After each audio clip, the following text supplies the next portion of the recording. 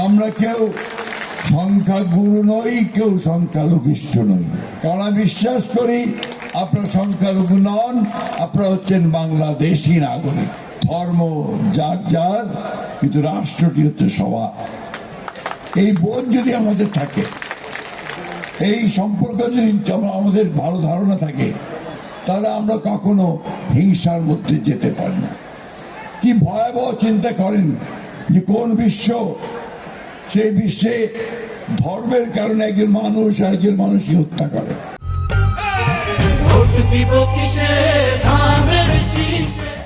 যুদ্ধ করে, গুলি চালায়, শিশুকে আছড়ে ফেলে দেয়।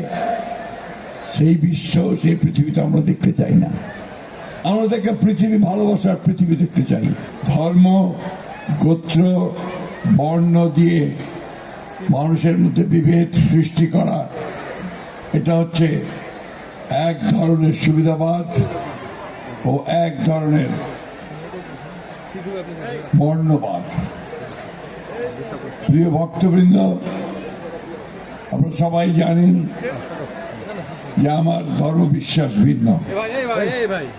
কিন্তু আমি শিক্ষায় শিক্ষিত হয়েছি, তাতে আপনাদের ধর্মবোধকে, ধর্মবিশ্বাসকে শ্রদ্ধা করবার, সম্মান করবার সেই শিক্ষা আমি পেয়েছি। এবং আমরা বিশ্বাস করি যে বাংলাদেশ নামক এই রাষ্ট্র 1971 সালে যখন স্বাধীন হয়, একটা রক্তাক্ত যুদ্ধের মধ্য দিয়ে স্বাধীন হয়েছিল। আমাদের লক্ষ্য ছিল একটি সত্যিকার অর্থেই অসাম্প্রদায়িক বাংলাদেশ, একটা সমৃদ্ধ বাংলাদেশ, এক গণতান্ত্রিক বাংলাদেশ আমরা নির্মাণ করব।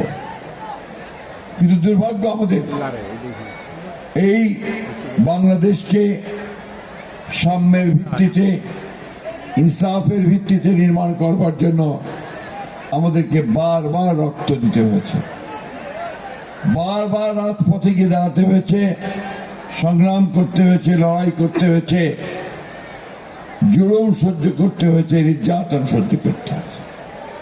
এটা শুধু বাংলাদেশে নয়, সারা পৃথিবীর মানুষকেই এখন সত্যকে প্রতিষ্ঠা করবার জন্য অনেক ত্যাগ স্বীকার করতে হয়। আমি শুধু একটা কথা আপনাদের কত দৃঢ়তার সঙ্গে উচ্চারণ করতে চাই যে আমরা যারা বাংলাদেশে বাস করি, আমরা সবাই বাংলাদেশের নাগরিক। আমরা কেউ সংখ্যাগুরু নই, কেউ সংখ্যালঘিষ্ঠ নই। আমাদের যে সংবিধান, যেটা আমাদের রাষ্ট্রের বন্ডেজ, সেই সংবিধানে পরিষ্কার করে এই সর্বজনীনতার কথা বলা আছে।